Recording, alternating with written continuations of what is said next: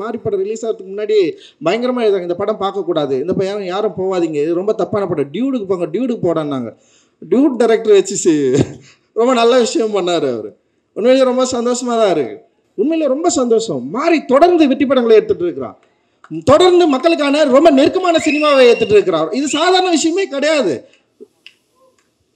இது ரொம்ப ஆச்சரியமான விஷயம். ஆக்சுவலி ஒரு ஆச்சரியத்தை தமிழ் சினிமாவில் நிகழ்த்தி கொண்டிருக்கிறான் மாரி. உண்மையிலே இவ்வளவு வெறுப்புணர்வுகளுக்கு அப்புறம், இவ்வளவு வெறுப்பை கொட்டினதுக்கு அப்புறம் வெற்றி அவ்வளவு ஈஸியாக எல்லாருக்கும் கிடைக்கும்னா டெஃபினட்டாக கிடைக்காது. வெற்றி ரொம்ப ரொம்ப கஷ்டம்தான். ஒரு படைப்பு வெற்றி கிடைக்கிறது இட் இஸ் நாட் அவ்வளோ ரொம்ப ஈஸியானது கிடையாது. இங்கே பல இயக்குநர்கள் இருக்காங்க. இப்போ அமீர் அண்ணன் கூட இயக்குனராக இருந்து வெற்றி அடைஞ்சவர் தான். அண்ட் பசுபதி அண்ணன் ஆக்டராக இருந்து வெற்றி அடைஞ்சவர் தான். ஸோ ஒரு வெற்றிக்காக உழைக்கிறது, அந்த வெற்றி கிடைக்கும், அது கிடைச்சதுக்கப்புறம் கொண்டாடுறது, அப்படி அது ரொம்ப ரொம்ப சூப்பராக இருக்கும். அது எல்லா தனி மனிதனுக்கும் ஒரு கிடைக்கக்கூடிய ஒரு அனுபவம். அது ஒரு ஒரு படைப்பை உருவாக்குற ஒரு கலைஞனுக்கு கிடைக்கக்கூடிய ஒரு அனுபவம். ஆனால் ஒவ்வொரு படைப்பாளிக்கும் அந்த வெற்றியை பெறுவதில் சில என்ன சொல்கிறது உழைப்பு இருக்கும். சில விஷயங்களை நம்புவாங்க. சில பேர் ரொம்ப என்ன சொல்கிறது க்ரியேட்டிவாக தங்களுடைய கதை பலத்தை நம்பி, இல்லை அந்த திரைக்கதை, இல்லை அந்த லைஃப் ஸ்டைல் இதெல்லாம் நம்பி இந்த படம் ஓடுன்னு சொல்லிட்டு நம்புவாங்க. பட்டு நான் சினிமாவுக்கு வரத்துக்கு முன்னாடி என்னுடைய லைஃப்பை நான் பேசி படமாக எடுத்து இங்கே ஜெயிக்க முடியுமா அப்படின்றது கொஞ்சம் ஒரு சின்ன ஒரு யோசனை இங்கே இருக்க தான் செஞ்சுது, எனக்கு இருக்க தான் செஞ்சுது. பட் ஆனால் துணிஞ்சி படம் எடுத்துகிட்டு பார்த்துடலான்னு சொல்லிட்டு தான் நான் இண்டஸ்ட்ரிக்கே வந்தேன் நான்.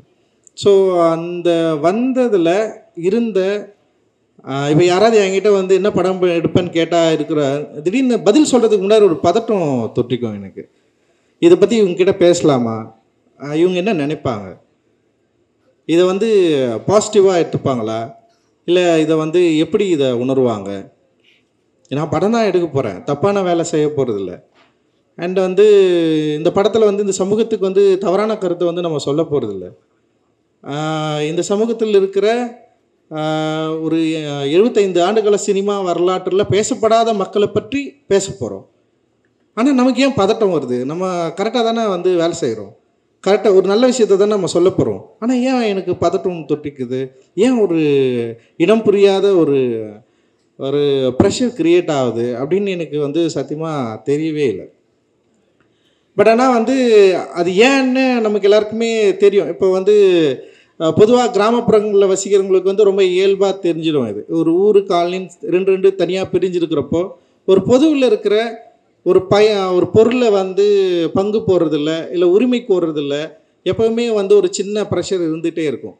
ஸோ இப்போ நான் அப்படி ஒரு காலனிலேருந்து வந்திருக்கிறேன். ஸோ மாரி செல்வராஜ் அப்படி ஒரு காலனிலேருந்து வந்திருக்கிறான்னு வச்சுங்களேன். ஸோ அப்படி இருந்து ஒரு காலனியில் யாருக்கிட்ட எதை பேச போகிறோம் அப்படின்றது ரொம்ப முக்கியமாக இருந்தது. யார்கிட்ட எதை பேச போகிறோம்? இப்போ இப்போ நான் என்னுடைய உரிமையை நான் எங்கே கேட்குறேன்னா பொதுவில் கேட்குறேன். பொது என்பது என்னென்னா, இங்கே ஒரு ஊராக இருக்குது, ஊரில் பல தரப்பட்ட சாதிகள் வசிக்கிற ஒரு பகுதியாக இருக்குது. அப்போ அங்கே போயிட்டு நான் என்னுடைய உரிமை கேட்குறப்ப ஃபஸ்ட்டு என்னவா தோணுன்னா நீ எதுக்கு இங்கே கேட்குற, நீ இங்கே பேசலாமா, உனக்கு இப்போ நம்ம எல்லோரும் ஒன்றா தானே இருக்கிறோம், நீ அங்கே ஒழுங்காக இருந்துடலாம்ல, நீ எதுக்கு இங்கே இதை பேசி பிரச்சனையாக மாற்றுற, இது பிரச்சனையாக பேசலைன்னா இவ்வளோ நாள் நம்ம எல்லோரும் நல்லா ஜாலியாக சந்தோஷமாக தானே இருந்தோம். நீ அங்கே இருக்கிற, நான் இங்கே இருக்கிறேன், நீ கோயில் திருவிழாவுக்கு வரையா, நீ அங்கே இரு, நீ வரையா, இதை பார்த்துக்கோ, ஊர் பொது கிணத்துல நீ தண்ணி எடுக்கக்கூடாது, இல்லை ஊர் குளத்தில் உனக்கு உரிமை கிடையாது, ஊர் பொது சொத்தில் உனக்கு உரிமை கிடையாது. நான் உரிமைன்னு நான் கேட்டேன்னு வச்சுக்க, அங்கே ஒரு பிரச்சனை ஸ்டார்ட் ஆகுது. இது எப்படி நீ கேட்கலாம்? இத்தனை நாள் உனக்கு இது நான் கொடுக்கவே இல்லையே, நீ எப்படி இவ்வளோ நாள் கலாச்சாரத்தை ஒரு பண்பாடை நீ எப்படி மீற முடியும் அப்படின்னு சொல்லிட்டு பல பிரச்சனைகள் உருவாகிறத நம்ம பார்த்துருக்குறோம்.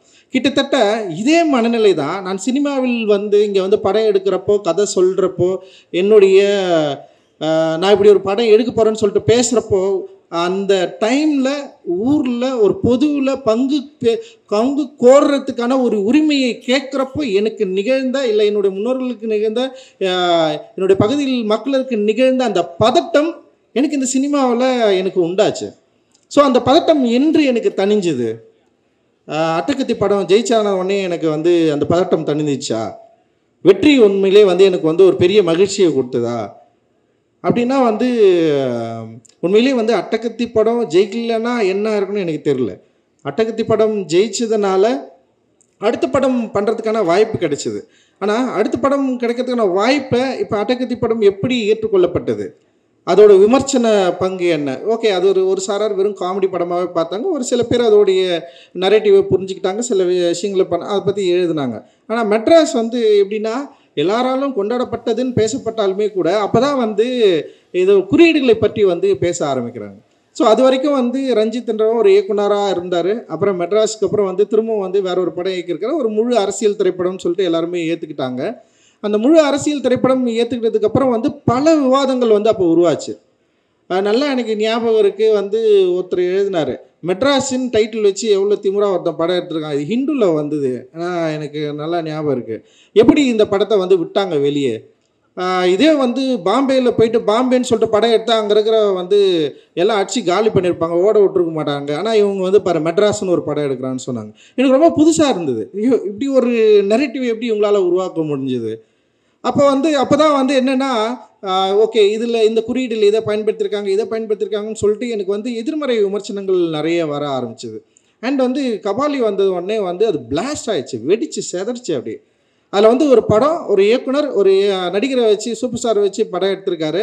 ஆனால் மெட்ராஸ்ன்னு ஒரு படம் நான் பண்ணலைன்னா சூப்பர் ஸ்டார் ரஜினிகாந்த் எனக்கு அந்த படத்தை வாய்ப்பு கொடுத்துருப்பாரா?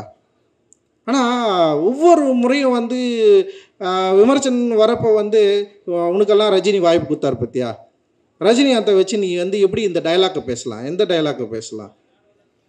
அவ்வளவு மோசமாக பயங்கர பிளாஸ்ட்டாக வந்து வெடித்த உடனே வந்து நான் என்ன பண்ணுறதுன்னு எனக்கு தெரியல. நான் அப்போ வந்து மெட்ராஸ் கொண்டாடுற மாதிரி வந்து கபாலியை வந்து இவங்க உண்மையிலேயே வந்து கபாலியோடைய வெற்றி அப்படின்றது வந்து தயாரிப்பாளர் தானுக்கு தெரியும். மற்ற படங்களை கேட்ட ஃபஸ்ட்டு வந்து படம் ரிலீஸ் ஆகிறதுக்கு முன்னாடி 100 கோடி ரூபாய் லாபம் ஈட்டின படம் வந்து கபாலி.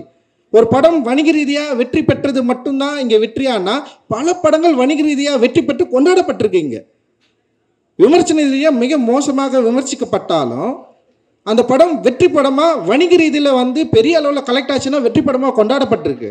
ஆனால் கபாலியை வந்து இவர்கள் வந்து மிக மோசமாக விமர்சித்தாங்க. ரஜினியை வந்து எப்படி நீ வந்து ஒரு எஸ்சி டைலாக்கை வந்து வச்சு பேசலாம், எப்படி ரஜினிக்குள்ளே வந்து ஜாதியை கொண்டு வரலாம்? எனக்கு உண்மையிலேயே வந்து அதை எப்படி கையாளுறதுனே எனக்கு தெரியல. அந்த பதட்டம் வந்து எனக்கு வந்து பயங்கரம் பட்டுக்குச்சு. எனக்கு என்ன பிரச்சனைனா, கபாலி படம் வெற்றி படம் தோல்வி படம் என்பதல்ல என்னுடைய பிரச்சனை.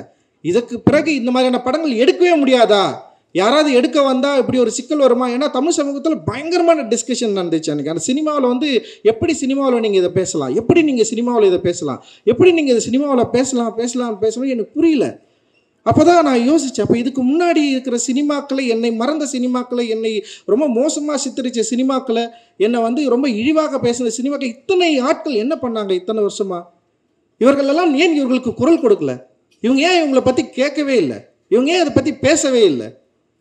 அப்போ நான் என்ன பண்ணுறேன்னா, நான் ஒரு என்னுடைய லைஃப்பை, என்னோடய வாழ்க்கையை நான் உங்களுக்கு காட்டுறதுக்காக நான் ஒரு திரைப்படம் எடுக்கிறேன். அதுவும் வணிக ரீதியாக வெற்றி பெற்ற ஒரு திரைப்படமாக அது இருக்குது. ஆனால் மிக மோசமாக சித்தரிக்கப்பட்டது. அதோடைய திரைக்கதை அமைப்பை பற்றி பேசுகிறவர்கிட்ட நான் வந்து டெஃபினட்டாக நான் வந்து ஒத்துக்கிறேன். அதோட திரைப்பட அதாவது திரையாக்கும் குறைபாடுகளை வந்து நான் வந்து மனப்பூர்வமாக ஏற்றுக்கொள்கிறேன். ஆனால் ஒரு நடிகரை நீ எப்படி பேச வைக்கலாம், எப்படி இந்த கண்டென்ட்டை பேச வைக்கலாம்? மற்றபடி சூப்பர் ஸ்டார் ரஜினிகாந்த் அவர்கள் நடித்த மற்ற எல்லா படங்களும் உங்களுக்கு வந்து சூப்பராக எனக்கு தெரியவே இல்லை.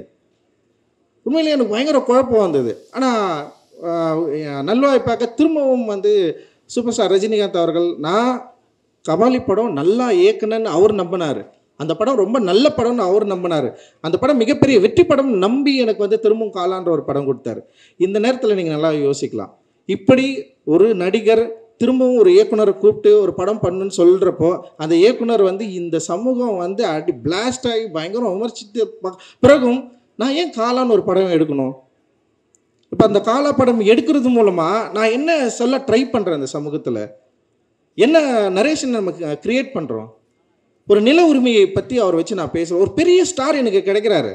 அந்த பெரிய ஸ்டாரை வச்சு நான் திரும்பவும் ஏதோ ஒரு கமர்ஷியலான ஒரு படத்தை எடுத்து நான் வந்து என்னுடைய லைஃப் ஸ்டைலை வந்து மாற்றிக்கக்கூடிய பெரிய பணங்களை சம்பாதிச்சு நான் போயிருக்கலாம். பட் ஆனால் நான் என்ன ட்ரை பண்ணுறேன்னா, திரும்பவும் வந்து சூப்பர் ஸ்டார் ரஜினிகாந்தை அவர்களை வைத்து நிலமற்ற மக்களுக்கு நில உரிமையை கோருதலை பற்றி ஒரு விஷயத்தை வந்து நான் பேச ட்ரை பண்ணுறேன். பட் அந்த டைமில் பல்வேறு சூழல்கள் இருந்தது. பட் திரும்பவும் வந்து அதே தான், நீ வந்து ராவணனை எப்படி ஹீரோவாக காட்டலாம் அப்படின்னு ஒரு பெரிய டிஸ்கஷன் கிரியேட் ஆயிடுச்சு. ஸோ நல்லா ஞாபகம் இருக்குது, ஒவ்வொரு படமும் ரிலீஸ் ஆனது பிறகு வெற்றி தோல்வியை விட இந்த சமூகம் இதை எப்படி புரிந்து கொள்கிறது, இந்த சமூகம் இதை எப்படி ஏற்றுக்கொள்கிறது அப்படின்னு பார்க்குறப்ப வந்து நான் ஒரு காஸ்டிஸ்ன்னு சொல்லிட்டு முத்திரை குத்துனாங்க. ரஞ்சித் ஒரு சாதி வெறியன், ரஞ்சித் ஒரு காஸ்டிஸ். என்னைக்காவது ஏதோ ஒரு இடத்துல என்னுடைய சாதியை பற்றி பெருமிதமாக, நான் இந்த சாதியிலேருந்து வந்தவன், நான் இவ்வளோ வெறி பிடிச்சேன், நான் 10 பேரை வெட்டுவேன், என் படத்தில் வந்து நான் வெட்டினேன்னா மாரில் தான் வெட்டுவேன், முதுகில் என்னைக்காவது என் படத்தில் ஏதோ ஒரு டைலாக் நீங்கள் பார்த்துருப்பீங்க? கிடையவே கிடையாது. எந்த சாதியை வந்து மிக மோசமாக வந்து என்னை விட கீழானது அப்படின்னு சொல்லிட்டு நான் எங்கே விமர்சித்திருக்கேன்? எந்த மனிதர்களையும் நான் மோசமாக சித்தரிச்சிருக்கேன் என்னோடய திரைப்படங்களில்? என்னோடய திரைப்படங்களில் வந்து பெண்களையும் மற்ற என்ன சொல்கிறது, நிறைய ஸ்டீரியோடைபிக் இமேஜை உடைச்சிருக்கிறோம். ஒரு ஈக்குவாலிட்டியை பேணுகிற, ஈக்குவாலிட்டியை வந்து விரும்புகிற ஒரு சமூகத்தை உருவாக்க வேண்டும் ஒரு பெரிய கனவு இருக்குது எனக்கு. ஸோ அந்த கனவின் அடிப்படையில் தான் அந்த திரைப்படத்தை வந்து உருவாக்குறோம். ஸோ அப்படி நான் பார்த்தவன் தான் மாரி செல்வராஜுடைய பரியேறும் பெருமாள். எனக்கு உண்மையிலே வந்து பரியேறும் பெருமாளை வந்து நான் பண்ண வேண்டிய திரைப்படமாக இல்லை, அதுவாக வந்து சேர்ந்தது. நான் அது படம் பண்ணேன். அந்த படம் வந்து ஒரு பெரிய ஒரு டிஸ்கஷனை க்ரியேட் ஆச்சு. அந்த டிஸ்கஷன் க்ரியேட் ஆனோடனே என்ன இங்கே நடந்ததுன்னா, திடீர்னு வந்து என்ன நடந்துச்சுன்னா வந்து மாரி செல்வராஜ் மொழி வேறு, ரஞ்சித்தோட மொழி வேறு. உடனே வந்து 2 மொழியை வந்து 2 பார்வையை உருவாக்குறது. அண்ட் இந்த படத்தில் எப்படி இது பேசியிருக்குது பாரு அப்படின்னு சொல்கிறது. பட் ஆனால் வந்து என்ன நல்ல விஷயம் நடந்ததுன்னா, ஒரு குரல் இருக்கிற இடத்துல இன்னொரு குரல் ஓப்பன் ஆச்சு. அது ரொம்ப எனக்கு வந்து கொஞ்சம் பாரம் குறைஞ்சிது. பரவாயில்ல, ஒருத்தனை திட்டுறதுல இன்னொருத்தர் திட்டு வாங்குறான் அப்படின்னு சொல்லிட்டு. ஸோ அந்த நேரத்தில் வந்து வெற்றி சார் ஒரு படம் எடுத்துட்டாரு, அசுரன் சொல்லிட்டு. ஸோ 3 பேரை திட்டமாக மாறிடுச்சு. பயங்கரமாக இருந்தது. எப்பவுமே என் ஃபோட்டோ மட்டும் தான் இருக்கும் திட்டுற இடத்துல. அப்புறம் வந்து மாரி செல்வராஜ் ஃபோட்டோ வந்தது. அப்புறம் படம் பார்த்தா வெற்றி சார் வந்து நின்ட்டார். 3 ஃபோட்டோ எங்கே பார்த்தாலும். அந்த 3 ஃபோட்டோவை வந்து இப்போ வரைக்கும் திட்டிட்டு இருப்பாங்க. இப்போ காந்தாரா, இப்போ எப்பவுமே பெரிய படங்கள் வந்து வெற்றி அடைஞ்ச உடனே வந்து தமிழ் சினிமா ரசிகர்களுக்கு வந்து தமிழ் சினிமா வழியாக 3 இயக்குநர்கள் ஃபோட்டோ வந்துடும். ஏன்னா 300 படம் எடுக்கிறாங்க தமிழ் சினிமாவில் ஒரு வருஷத்துக்கு. எவ்வளோ 300-400 படங்கள் எடுக்கிறாங்க. நான் ஒரு படம் 2 வருஷத்துக்கு ஒரு முறை தான் இயக்குறேன். ஓகேவா? மாரி செல்வராஜ் இது வரைக்கும் 5 படம் தான் இயக்கியிருக்கிறான். வெற்றி சார் ஒரு 7 படம் அவரும் அந்த மாதிரி தான் இயக்கியிருக்காருன்னு வச்சிங்களேன். அவரும் வந்து 3 வருஷத்துக்கு ஒரு படம் தான் இயக்குறாரு. ஆனால் கிட்டத்தட்ட இந்த 2 வருஷத்தில் 600 படங்கள் வந்திருக்கும். 600 படங்களில் எத்தனை இயக்குநர்கள் இயக்கியிருப்பாங்க? அத்தனை இயக்குநர்களுக்கு இந்த தமிழ் சினிமாவை உயர்த்துவதற்கு அவங்களுக்கு எந்த பங்குமே கிடையாதா? அத்தனை தமிழ் சினிமா இயக்குநர்களும் வந்து இங்கே வந்து யார் அவங்க படமே பண்ணலையா? அப்போ அவங்க தமிழ் சினிமாவை ஏன் உயர்த்துவதற்காக எந்த படமும் இயக்கலையா? அப்போ வந்து ஒரு படம் வெற்றி அடைஞ்சவொடனே வந்து தமிழ் சினிமா சீரழித்தவர்கள் 3 பேர்னா, மொத்தமே 10 வருஷத்தில் நான் 7 படம் தான் எடுத்துருக்கிறேன். அந்த 7 படத்தில் தமிழ் சினிமா சீரழிஞ்சிச்சா? அப்போ மற்ற இயக்குநர்கள் என்ன பண்ணுறாங்க? இல்லை நீங்கள் தமிழ் ரசிகர்கள் என்ன பண்ணிருக்கீங்க? இங்கிருந்து மற்றவங்க என்ன பண்ணுறீங்க? நீங்கள் ஓட வைக்கலாம்ல எல்லா படத்தையும். ரொம்ப ஆச்சரியமாக இருக்குது இந்த நரேட்டிவ் வந்து உடனே செட் பண்ணுறது. இன்னொன்று, ரொம்ப மோசமான ஒரு வார்த்தையை பயன்படுத்துகிறாங்க, அமுக்கிட்டாங்க பெதுக்கிட்டாங்கன்னு சொல்லிட்டு. எவ்வளோ மோசமான ஒரு வார்த்தை! இந்த இந்திய சமூகத்தில் இத்தனை நூற்றாண்டுகள் கழித்தும் என்னுடைய சகோதரன் இன்னைக்கு வந்து தீபாவளி கொண்டாட்டு இருக்கிற ஒரு சமயத்தில் வந்து ஒரு ஊரில் வந்து அவ்வளோ பேர் அடிச்சு வச்சிருக்காங்க. உங்கள் கண்ணை திறந்து பார்க்க மாட்டீங்களா நான் கேட்குறேன். எல்லாரும் தீபாவளிக்கு ஊருக்கு தானே போனீங்க. உங்கள் ஊரில் பக்கத்தில் வந்து நீங்கள் பிரிஞ்சிருக்க கேஸ்டால் பிரிஞ்சிருக்கிற 2 பிரிவை நீங்கள் பார்க்கவே இல்லையா? இது எப்போ நம்ம சரி பண்ண போகிறோம் அப்படின்னு ஒரு கேள்வி கேட்டோன்னு வச்சுங்களேன். உங்ககிட்ட என்ன பதில் இருக்குது? வேறு ஒன்றுமே இல்லை. ஸோ அந்த கேள்விக்கான பதிலை தேடுவதற்காக முயற்சி தான் எங்களோட சினிமா. அந்த சினிமா அப்படி முயற்சிக்கிறதுனால நாங்கள் வந்து ஒரு என்ன சொல்கிறது, மக்களிடம் விலகி எடுக்கிற ஒரு சினிமா எடுக்கிறோம்னா இல்லை. ஒவ்வொரு முறையும் மக்களை நெருங்க ட்ரை பண்ணுறோம். மக்களுக்கு பிடித்த ஒரு சினிமாவை இயக்க ட்ரை பண்ணுறோம். மக்களை எஜுகேட் பண்ணுற படங்களை இயக்க ட்ரை பண்ணுறோம். ட்ரை பண்ணிட்டே இருக்கோம். இல்லை சில தோல்விகள் வரலாம். எனக்கு ரொம்ப ஆச்சரியம், உண்மையிலே ரொம்ப சந்தோஷம். மாறி தொடர்ந்து வெற்றி படங்களை எடுத்துகிட்டு இருக்கிறான். தொடர்ந்து மக்களுக்கான ரொம்ப நெருக்கமான சினிமாவை எடுத்துகிட்டு இருக்கிறார். இது சாதாரண விஷயமே கிடையாது. இது ரொம்ப ஆச்சரியமான விஷயம். ஆக்சுவலி ஒரு ஆச்சரியத்தை தமிழ் சினிமாவில் நிகழ்த்தி கொண்டிருக்கிறான் மாறி. உண்மையிலே இவ்வளவு வெறுப்புணர்வுகளுக்கு அப்புறம், இவ்வளவு வெறுப்பை கொட்டினதுக்கு அப்புறம் என்ன ஆயிடுச்சுன்னா வந்து திடீர்னு வந்து இப்போல்லாம் வந்து படம் வரதுக்கு முன்னாடியே ஒரு நெரேட்டிவ் செட் பண்ணுறாங்க. இந்த படங்கள்லாம் நம்ம பார்க்கக்கூடாது, இந்த படங்களை போகாதீங்க, இந்த படங்களில் ஜாதி பேசுவாங்க. இப்போது உண்மையிலே வந்து சார் இருக்கார்ல, ஒரு 5 ஸ்டார் செந்தில் சார், சார் எல்லாரும் ஜாதி படங்கன்னு சொல்கிறாங்க சார், எல்லாரும் ஜாதி ஜாதின்னு சொல்கிறாங்க, ஆனால் இந்த படம் ஸ்போர்ட்ஸ் படம் தானே சார். அவருக்கு தெரிஞ்சிருக்கு இந்த படம் ஸ்போர்ட்ஸை ரொம்ப முதன்மையாக வச்சு பேசியிருக்கு. ஒரு ஸ்போர்ட்ஸ் மேனாக வரத்துக்கு ஒரு பையனுக்கு அவனுடைய சமூகத்தில் இருக்கிற அந்த பிரிவினைவாதம் எவ்வளவு அவனை அழுத்துது, அதிலிருந்து அவன் வெளியேற எவ்வளோ துடிக்கிறான். ஆனால் மாறி வந்து ரொம்ப கவனமாக ஒரு சந்தானராஜை உருவாக்குறான். அவர் பேர் சந்தானராஜை உருவாக்கியிருக்கிறான். அண்ட் கந்தசாமி கேரக்டரை ரொம்ப பயங்கரமாக வேலிடாக வந்து ரொம்ப கவனமாக கையாண்டிருக்கிறான். எந்த விதத்திலும் இந்த பொது சமூகத்திலிருந்து வேறுபட்டு விடக்கூடாது, எந்த விதத்திலும் மிக மோசமாக மக்களை பிரித்தாள்கிற ஒரு சினிமாவை எடுத்துடக்கூடாதுன்னு சொல்லிட்டு ரொம்ப அக்கறையும் அன்பும் இருக்குது. அந்த அன்பு தான் ஈக்குவாலிட்டி. அந்த ஈக்குவாலிட்டியை கோருவது எப்படி வந்து இன்னொரு மனிதனை எதிர்ப்பதாக மாறும். ஒரு மனிதனுக்குள்ளே இருக்கிற பிரச்சனையை பற்றி பேசுகிறதுனாலே இன்னொரு மனிதனை எதிர்ப்பது கிடையாது. இன்னொரு மனிதன் எப்படி வெறுப்பாக பார்க்க முடியும்? அப்படி வெறுப்பாக பார்த்தா நீ என்னை வெறுப்பாக பார்க்குற மாதிரி வந்து நானும் ஒரு உன்ன மாதிரி நானும் ஒரு மாதிரி மாறிடும்ல. அன்பு மட்டும்தான் இங்கே பிரதானம். எப்படியாவது நம்ம எல்லாரும் ஒன்று சேரணும், எப்படியாவது இந்த சினிமாக்கள் மூலமாக இருக்கிற வெறுப்பை வந்து அழிக்கணும், அழித்து மாற்றணும் அப்படின்ற முயற்சி தான் இது. ஆனால் வந்து என்ன ஆகுதுன்னா வந்து அதிகப்படியான வெறுப்பு அப்படி கிரியேட் பண்ணுறாங்க. ஒரு படம் ரிலீஸ் ஆகிறதுக்கு முன்னாடி, மாறி படம் ரிலீஸ் ஆகிறதுக்கு முன்னாடி பயங்கரமாக எழுதாங்க, இந்த படம் பார்க்கக்கூடாது, இந்த பையன் யாரும் போகாதீங்க, இது ரொம்ப தப்பான படம், டியூடுக்கு போங்க, டியூடுக்கு போடான்னாங்க. டியூட் டைரக்டர் வச்சு ரொம்ப நல்ல விஷயம் பண்ணார் அவர். உண்மையிலேயே ரொம்ப சந்தோஷமாக தான் இருக்குது. அண்ட் கமர்ஷியல் சினிமா அப்படின்ற ஒரு திரைப்படமும் சரி, இல்லை வந்து இங்கே வந்து சமூக நோக்கில் ஒரு சோசியலாக ஒரு அவேர்னஸை க்ரியேட் பண்ணோம், அதே நேரத்தில் மக்கள் கூட நெருங்குற சினிமாவும் சரி, இன்றைக்கி வந்து பலதரப்பட்ட இளைஞர்கள் உள்ளே வந்ததுக்கப்புறம் இங்கே தமிழ் சினிமாவுடைய போக்கு டெஃபினட்டாக மாறி இருக்குது. இது நிச்சயமாக ஸ்டாண்டர்டாக ஒரு நல்ல இடத்துக்கு போகும்னு நான் நம்புகிறேன். நான் நீங்கள் விரும்புகிற இதே வந்து இந்தியாவே வியக்கக்கூடிய பல 100 கோடிகளை எடுக்கக்கூடிய திரைப்படங்கள் எடுக்கக்கூடிய யங்ஸ்டர்ஸ் நம்முடைய தமிழ் சினிமாவில் நிறைய பேர் இருக்கிறாங்க. டெஃபினட்டாக அச்சீவ் பண்ணுவாங்க. அந்த அச்சீவ் பண்ணுறதுக்கான ஒரு வாய்ப்பை தான் நம்ம வந்து திரைமொழியில் நம்ம வந்து உருவாக்கிட்டு இருக்கோம்.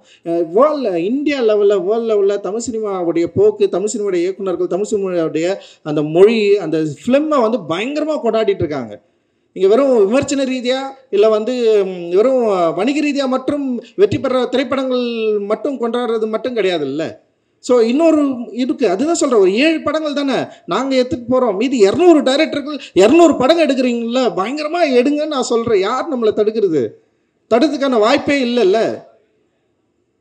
ஸோ இந்த வெறுப்பை எப்படி வந்து வெற்றியாக மாற்றுறது அப்படின்றத வந்து உண்மையிலே மாறி வந்து செம சூப்பராக தெரிஞ்சு வச்சுருக்கிற ஒரு இயக்குனராக நான் வந்து பார்க்குறேன்.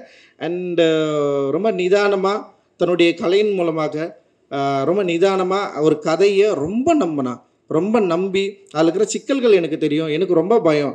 ஏன்னா மாறி வந்து ரொம்ப முக்கியமான ஒரு நெல்லையில் இருக்கிற 2 மனிதர்களை பற்றி அவன் பேச போகிறான் அப்படின்னு எனக்கு பதட்டம், பயம் தொத்திக்கிச்சு. ஏன்னா இது மூலமாக நம்ம எந்த பிரச்சனையும் ஏற்படுத்திடக்கூடாது. உங்களை விட எனக்கு ரொம்ப கவலை இருக்குது. ஸோ அப்படி இருக்கிறப்ப வந்து நான் பயந்துகிட்டே இருந்தேன். படம் ரிலீஸ் ஆகிட்டு தியேட்டர்லேருந்து என்ன சொன்னாங்க, ஃபஸ்ட்டு நான் அவன்கிட்ட ஃபோன் பண்ணதே மக்கள் என்ன சொல்கிறாங்க, நெல்லையில் என்ன சொல்கிறாங்க. ஏன்னா இங்கே வட தமிழகத்தில் வந்து அது ஒரு அந்த கதையை வந்து வேறு மாதிரி புரிஞ்சுப்பாங்க. பட் ஆனால் அங்கே வந்து எப்படி புரிஞ்சுக்கிறாங்க, என்ன சொன்னாங்கன்னு அவங்ககிட்ட கேட்டேன். அவன் சொன்னான், இல்லைன்னா சம்மந்தப்பட்டவர்கள் எல்லாருமே படம் பார்த்துட்டாங்க, அவங்களுக்கு வந்து ரொம்ப திருப்தியாக இருந்தது அப்படின்னு அவன் சொன்னான். உண்மையிலேயே எனக்கு அப்போ தான் வந்து ரிலாக்ஸ் ஆச்சு. அதுக்கப்புறம் நான் ரிலாக்ஸ் ஆனது என்னதுன்னா, 5 ஸ்டார் அண்ணங்க வந்து அவர் ஃபோன் வருமா, அவர் என்ன சொல்கிறாரு, அவர் வந்து அவருடைய அவர் இன்வெஸ்ட்மெண்ட் பண்ண பணம் வந்து வந்துருமா அப்படின்னு தான் இன்றைக்கி வரைக்கும் நான் வந்து வெயிட் பண்ணிட்டுருக்கேன். அண்ட் வந்து என்னை நம்பி தயாரிப்பு என்னோடு சேர்ந்து பங்கு பெற்ற அந்த அப்ளாஸ் நிறுவனமும் சரி, அந்த அதித்தியும் சரி, எல்லாருமே இந்த படத்தில் திருப்தி அடைஞ்சாங்களா, திருப்தியை அடையணும் அப்படின்றது தான் எங்களுடைய மிகப்பெரிய நோக்கமாகவும் இருக்குது. ஏன்னா இந்த படம் வந்து வெற்றி பெற்றே ஆகணும். வெற்றி பெறலைன்னா திரும்பவும் வந்து என்ன பண்ணுறது, இந்த மாதிரி படம் எடுத்தால் ஓடாது, இது வந்து இவனுங்க இப்படி தான் ஆகணும் அப்படின்னு பேச ஆரம்பிச்சிருவாங்க. அண்ட் வந்து அந்த வெறுப்புக்குள்ளே நம்ம வந்து சிக்காமல் ஒரு வெற்றியை இந்த மாதிரி வந்து மக்கள் கொண்டாடுற ஏற்றுக்கொள்ளப்பட்ட, இன்னும் சொல்லப்போனால் உண்மையிலேயே இந்த மாதிரி படம் எடுக்கிறவர்களுக்கு சப்போர்ட்டாக சோஷியல் மீடியாவில் பயங்கரமான ஒரு சப்போர்ட் இருக்குது. ஆக்சுவலி அவங்க என்னென்னா வர வெறுப்புகளை எங்களை நோக்கி தள்ளாமல் தடுத்து வந்து படம் பயங்கரமாக இருக்குது, சூப்பராக இருக்குன்னு சொல்லிட்டு எழுதி தள்ளிட்டே இருக்காங்க. இவங்க யாருமே பெய்ட் கிடையாது, நல்லா புரிஞ்சுக்கணும். எல்லாருக்கும் ஒரு குரூப் இருக்குது, எதிர்க்கிறதுக்கு கூட வேணால் ஒரு குரூப்பாக சேர்ந்து எல்லாம் செயல்படுறாங்க. ஆனால் வந்து இந்த படத்தை நல்ல படம் கொண்டாடுறதுக்கு அவ்வளோ மக்கள் இருக்கிறாங்க. அண்டு சோஷியல் மீடியாவில் வந்து பெரிய அளவில் சப்போர்ட் கிடைச்சிது. ஃபர்ஸ்ட் 2 டேஸில் வந்து பயங்கரமாக நரேட்டிவ் செட் பண்ணதுக்கு அப்புறமும் கூட இது மாறிச்சு. ஏன்னா தங்களானுக்கு படம் ரிலீஸ் ஆகிறதுக்கு முன்னாடி ஒரு பெரிய நரேட்டிவ் செட் பண்ணாங்க. நான் என்றைக்கோ எங்கேயோ பேசுனது, வேறு கண்டென்ட்டில் பேசுனது எடுத்துன்னு வந்து பேப்பர் கப்பில் டீ குடிச்சா வந்து தீண்டாமையா அப்படின்னு கொண்டு வந்தாங்க. ஒரு 3 நாள் பயங்கரமாக பேசுனாங்க. எனக்கே தெரியல எதுக்குடா இப்போ எடுத்துன்னு வந்து இதை பேசுகிறாங்கன்னு சொல்லிட்டு. அப்போ ரொம்ப ஆச்சரியமாக இருந்தது. ஒரு திரைப்படத்தை வணிக ரீதியாக தோல்வி அடைய வைக்க வேண்டும் என்று ஒரு ரொம்ப என்ன சொல்கிறது கன்ஸ்ட்ரக்டிவாக இங்கே வந்து ஒர்க் பண்ணாங்க. அதை வந்து மாறி தன்னுடைய கலை திறமையால் தன்னுடைய திரைப்படத்தினால மிகப்பெரிய அவங்களுக்கு தோல்வியை கொடுத்து நமக்கு வந்து ஒரு பெரிய வெற்றியை உருவாக்கி கொடுத்துருக்குறான். அண்ட் வந்து நான் ரொம்ப பாசிட்டிவாக அதை சொல்கிறேன். நான் ரொம்ப பதட்டமாக அந்த சினிமாவுக்குள்ளே நான் வந்திருக்கலாம். அண்டு இன்றைக்கி வரைக்கும் வந்து எதிர்மறையான விமர்சனங்கள் வந்து நிறைய இருக்கலாம், வெறுப்பு இருக்கலாம். அதை மீறி ஒரு பெரும் மக்களுடைய ஆதரவு இருக்குது. அந்த பெரும் மக்கள் என்பது என்னுடைய சமூகத்தை சார்ந்தவர்கள் மட்டும் நான் இங்கே வந்து சொல்ல, பல சமூகத்தை சார்ந்த மக்கள், ஈக்குவாலிட்டியை விரும்புகிற மக்கள், இங்கே இருக்கிற மக்கள் எல்லாரும் வந்து ஒன்றா மாறணும், இங்கே சாதி படிநிலையில் இருக்கிற பிரச்சனையை வந்து அழிக்கணும்னு துடிக்கிற ஒவ்வொரு இளைஞர்கள், ஒவ்வொரு இளைஞர்கள், அவ்வளவு பாசிட்டிவான மக்கள் நிறைய பேர் இருக்கிறாங்க. அவர்களுக்கு தேவை ஒரு நல்ல படைப்பு. அந்த நல்ல படைப்பை கொடுத்தா டெஃபினட்டாக கொண்டாடுவாங்க அப்படின்றதுக்கு வந்து மிகப்பெரிய உதாரணம் பைசன் அப்படின்னு நான் வந்து சொல்கிறேன். அண்டு ரொம்ப ரொம்ப நன்றி.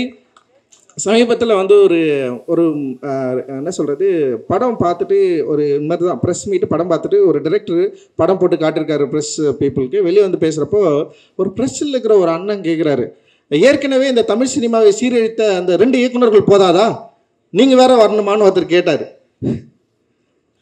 உண்மையிலேயே எனக்கு வந்து அவருடைய கோபத்தை நான் இன்னைக்கு வரைக்கும் புரிஞ்சுக்க நான் ட்ரை பண்ணுறேன். ஏற்கனவே தமிழ் சினிமாவை சீரழித்த 2 இயக்குநர்கள் இல்லை 3 இயக்குநர்கள் அப்படின்றப்போ நான் இன்னும் பக்குவப்பட நான் ட்ரை பண்ணுறேன். ஓகே, அவங்க வந்து உங்களுடைய கோபத்தை நான் புரிந்து கொள்ள ட்ரை பண்ணுறேன். புரிந்து கொண்டு உங்களோட கோபத்துக்கு பயந்து நான் படம் எடுக்காமல் போகிறதில்ல, மாரியோ படம் எடுக்காமல் போகிறதில்ல, இங்கே இருக்கிறவங்க யாருமே படம் எடுக்காமல் போகிறதில்ல. பட் உங்கள் கோபத்தை புரிந்து கொண்டு உங்கள் கோபத்தோடு எதிர் நின்று சமராடுவதற்கான மனநிலை உள்ள ஒரு திரைப்படத்தை உருவாக்குவதற்கு தான் எங்களுடைய நோக்கமே தவிர உடனே இது வந்து விட்டு ஓடுறது கிடையாது எங்களோட நோக்கம். நிச்சயமாக இன்னும் நிறைய தளங்களில் இறங்கி வேலை செய்ய போகிறோம், நிறைய ஒர்க் பண்ண போகிறோம். நிச்சயமாக உங்களுடைய சப்போர்ட்டு தேவை. என்னுடைய அட்டகத்தி படத்திலிருந்து இன்னைக்கு வரைக்கும் மாறிக்கும் சரி, எனக்கும் சரி, அண்டு இங்கே இருக்கிற நிறைய நல்ல முற்போக்கான இயக்குநர்களுக்கும் சரி, பத்திரிகைகள் வந்து என்றைக்குமே வந்து சப்போர்ட் பண்ணதில்லை. எதிர்மறை விமர்சனங்கள் உள்ள பத்திரிகையாளர்கள் கூட நல்ல திரைப்படங்கள் எங்கள் சைட்லேருந்து அவங்க மறுக்க முடியாத திரைப்படங்கள் வரப்போ எங்களை கொண்டாடி தீர்த்துருக்காங்க. எனக்கு தெரியும் நிறைய பத்திரிகையாளருக்கு என் மேலே வந்து நிறைய எதிர்மறையான எண்ணங்கள் இருக்குது. அவங்க நிறைய திட்டி தீர்த்துருக்காங்க, எழுதியிருக்காங்க, பக்கம் பக்கமாக என்னென்னவோ பேசியிருக்காங்க. பட் அவங்க எல்லாருமே வந்து இன்றைக்கி வந்து பைசனை கொண்டாடியதை நான் பார்த்தேன், பைசனை எழுதி பாராட்டினதை நான் வந்து பார்த்தேன். அண்டு இந்த படத்தில் இருக்கிற பிரச்சனையை சரியாக புரிந்து கொண்டு பேசினதை நான் வந்து பார்த்தேன். ஸோ இதுதான் அதாவது திட்டியவர்கள் கூட பாராட்டுற ஒரு மனநிலையை உருவாக்கக்கூடிய ஒரு சினிமாவை தொடர்ந்து எடுத்துக்கொண்டிருக்கிறோம் அப்படின்ற பெரிய மகிழ்ச்சியும் சந்தோஷமும் இருக்குது. அதே நேரத்தில் மக்களுக்கு பயன்படக்கூடிய அண்டு அதே நேரத்தில் வந்து தயாரிப்பாளர்கள் வந்து எங்களை நம்பி இன்வெஸ்ட் பண்ணுறவங்க வந்து அவங்களுடைய முகம் எப்பவுமே மலர்ச்சியாக இருக்கக்கூடிய, சந்தோஷமாக இருக்கக்கூடிய, திரும்பவும் அந்த பணத்தை வந்து எடுத்துக்கக்கூடிய, ரொம்ப கவனமாக இருக்கக்கூடிய சில அந்த மாதிரியான படங்கள் தான் நாங்கள் வந்து தொடர்ந்து எடுத்துகிட்டு இருக்கிறோம். அண்டு இப்படி ஒரு வாய்ப்பை எங்களுக்கு நல்கி கொண்டிருக்கிற, இப்படி ஒரு வெற்றியை எங்களுக்கு தொடர்ந்து அளித்து கொண்டிருக்கிற இங்கே திரை ரசிக பெருமக்களுக்கும் தமிழக மக்களுக்கும் அண்ட் வந்து இங்கே இருக்கிற ஒட்டுமொத்த பத்திரிகையாளர்களுக்கும் எங்களோடு தொடர்ந்து வேலை செய்து கொண்டிருக்கிற டெக்னீஷியன்ஸ், ஈச் கிராஃப்ட் இருக்காங்க, நிறைய பேர் இருக்காங்க. ஒரு நீலம் இன்னைக்கு ஒரு பெரிய ஒரு நிறுவனமாக மாறி இருக்கு. அவ்வளோ பேர் இதில் ஒர்க் பண்ணுறாங்க, அவ்வளோ பேர் சப்போர்ட் பண்ணுறாங்க. எங்களுடைய ஒர்க்கிங் ஸ்பேஸ் மேக்ஸிமம் நாங்கள் ஒரு ஈக்குவாலிட்டியை எங்களால் முடிஞ்ச அளவுக்கு நாங்கள் ட்ரை பண்ணுறோம். ஒர்க் ஸ்பேஸ்லேயே நாங்கள் ட்ரை பண்ணுறோம். ஸோ அது சமூகத்திலையும் பரவணும். அண்ட் திரைத்துறையிலையும் மிக மலர்ச்சியோடு எங்களோட திரைப்படங்கள் வரப்போ ஏற்றுக்கணும். படம் நல்லா இல்லைன்னா நல்லா இல்லைன்னு திட்டுங்க, நல்லா இருக்குன்னா நல்லாரும் பாராட்டுங்க. ஆனால் படமே எடுக்கக்கூடாதுன்ற ஒரு எண்ணத்தை நீங்கள் கைவிடுவது நல்லது அப்படின்னு சொல்லிட்டு இந்த நேரத்தில் உங்களுக்கு நான் சொல்லி விடைபெறுகிறேன். நன்றி, மகிழ்ச்சி, தேங்க்யூ, ரொம்ப நன்றி எல்லாருக்கும்.